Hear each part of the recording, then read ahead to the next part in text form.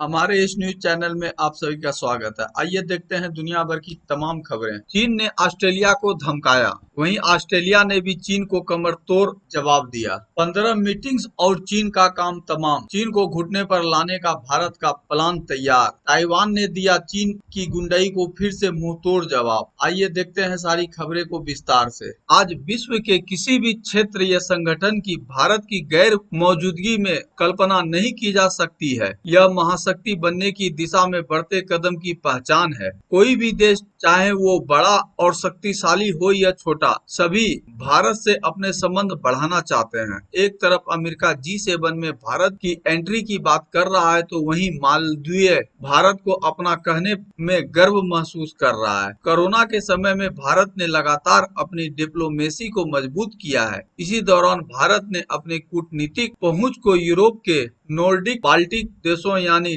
Denmark, Norway, Sweden, Finland, Iceland, Estonia और तालविया तक पहुंचाया है और इन देशों के साथ अपने रिश्ते को नया आयाम देने की योजना बनाई है। खास बात यह है कि इन देशों ने भी भारत के साथ द्विपक्षीय संबंधों को बढ़ाने में उत्साह दिखाया है। इससे किसी देश को सबसे ज्यादा पीड़ा पहुंची है तो वह है चीन, क्योंकि भारत इन देशों के साथ नजदीकी बढ़ाकर आसानी से क्षेत्र में चीन के प्रभाव को कम कर सकेगा। विश्व के मानचित्र पर इन देशों की स्थिति देखकर इनके राजनीतिक महत्व का आकलन किया जा सकता है। यह क्षेत्र भारत के लिए कई मोर्चों पर बेहद अहम साबित हो सकता है और इसी तरह इन 8 देशों के लिए भारत एक अहम साझेदार साबित हो सकता है। एक तरफ भारत को इन क्षेत्रों से कई प्रकार की मिनरल्स की आपूर्ति हो सकती है, तो वहीं अटलांटिक क्षेत्र में चीन और रूस के बढ़ते प्रभाव को काउंटर पर अपनी मौजूदगी बढ़ाने का मौका मिल सकता है। दूसरी तरफ इन देशों को भी चीन और रूस के प्रभाव को कम करने के लिए भारत जैसी किसी उभरती महाशक्ति की आवश्यकता है, जिससे नॉर्डिक बाल्टिक क्षेत्र में बैलेंस ऑफ पावर बना रहे। एक दूसरे की जरूरतों को देखते हुए मार्च महीने से ही नॉर्डिक बाल्टिक के देशों के राजदूतों द्वारा कम से कम 15 राजदूत स्तर की बैठकें आयोजित की गई है। यह बैठक हर शुक्रवार आयोजित होती है, जिसमें कई स्तरों पर बाइलेटरल एंगेजमेंट के अवसर तलाशे जाते हैं, जिससे ये सभी देश भारत के साथ अपने द्विपक्षीय संबंध बढ़ा सके। अगर दूसरे शब्दों में कहा जाए तो कोरोना ने नॉर्डिक बाल्टिक क्षेत्र को भारत के और करीब ला दिया है। इन देशों के साथ कई मुद्दों पर लगातार बातचीत जारी है, जैसे भारत की जेनेरिक दवा, ग्रीन एनर्जी और पर्यावरण में व्यापार को लेकर, IT, साइबर सुरक्षा, ई गवर्नेंस। इसके अलावा निवेश और उद्यमिता को बढ़ावा देने के लिए भी भारत के खाद्य और कृषि क्षेत्रों में अवसर तलाशे जा रहे हैं। ऑस्ट्रेलिया ने तो चीन की कमर ही तोड़ दी।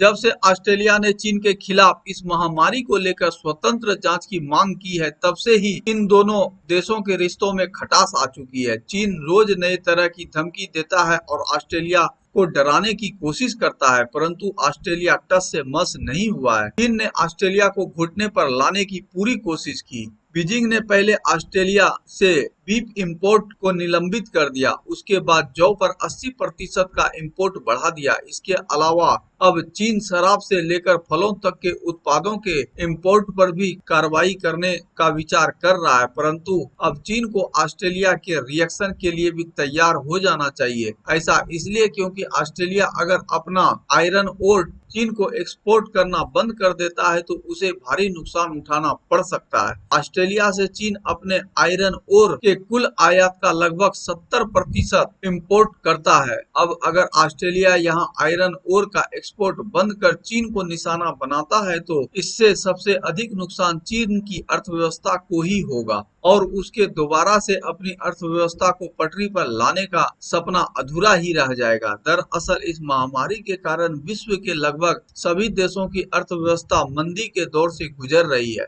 और चीन का भी यही हाल है। ऐसे में चीन ने अपनी अर्थव्यवस्था को दोबारा से पटरी पर लाने के लिए एक बड़े इंफ्रास्ट्रक्चर प्रोजेक्ट की शुरुआत की है। इसी क्रम में बीजिंग और शंघाई सहित कई चीनी प्रांतों ने प्रमुख इंफ्रास्ट्रक्चर प्रोजेक्ट के विकास के लिए अपनी योजनाओं की घोषणा की है, जिसका कुल निवेश लगभग $600 बिलियन तक पहुंचने की उम्मीद है। प्रोजेक्ट्स में लगभग सभी तरह के निर्माण शामिल हैं, जैसे सड़कें, हवाई अड्डे, रेलवे और स्मार्ट टेक्नोलॉजी टेक्नोलॉजी जैसे आर्टिफिशियल इंटेलिजेंस एप्लीकेशंस, और इस पूरे इंफ्रास्ट्रक्चर को बनाने के लिए सबसे अधिक स्टील और आयरन की आवश्यकता होगी, और स्टील और आयरन के लिए आयरन और बेहद आवश्यक है। यानी देखा जाए तो चीन अभी अपनी अर्थव्यवस्था को पुनर्जीवित करने के लिए ऑस्ट्रेलिया पर ही सबसे अधिक निर्भर है। आज चीन आयरन कोर का सबसे बड़ा कंज्यूमर है और ऑस्ट्रेलिया सबसे बड़ा निर्यातक देश। वर्ल्ड स्टील एसोसिएशन के अनुसार ऑस्ट्रेलिया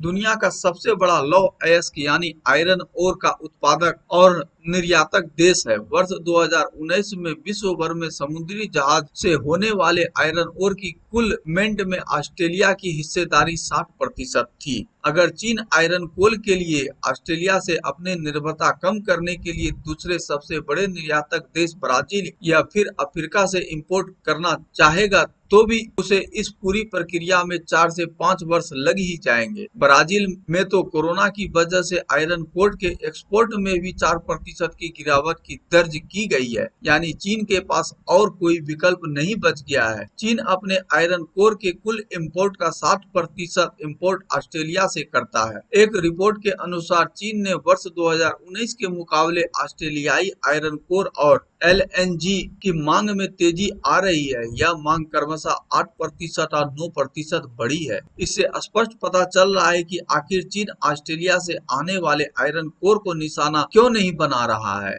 यह चीन की मजबूरी है कि उसे अपनी अर्थव्यवस्था को पटरी पर लाने के लिए ऑस्ट्रेलिया की मदद लेनी ही पड़ेगी। अगर अभी ऑस्ट्रेलिया चीन को अपने आयरन कोर का निर्यात कम कर देता है तो इससे चीन को ऑस्ट्रेलिया से अधिक नुकसान होगा, क्योंकि आयरन कोर एक ऐसा मिनरल है जिसमें कोई भी देश आयात करना चाहता है जिससे वहाँ इंफ्रास्ट्रक्चर बढ़े। पिछले कुछ महीनों में देखा जाए तो चीन और ऑस्ट्रेलिया के रिश्ते अभी सबसे निचले स्तर पर हैं और भविष्य में इसके अधिक बिगड़ने की संभावना बनी हुई है। अगर ऐसा होता है तो निश्चित रूप से ऑस्ट्रेलिया की ओर से चीन को होने वाले आयरन कोर के एक्सपोर्ट पर भी असर पड़ेगा, जिससे नुकसान चीन का ही होगा और चीन ऐसा बिल्कुल नहीं चाहेगा। जिस तरह से चीन और ऑस्ट्रेलिया को जूते का च्युइंग गम कहा था और साथ ही वहां के जौ पर 80% का इंपोर्ट ड्यूटी बढ़ाई थी, उसे देखते हुए ऑस्ट्रेलिया को कड़े कदम उठाते हुए चीन की इस कमजोरी का फायदा उठाना चाहिए।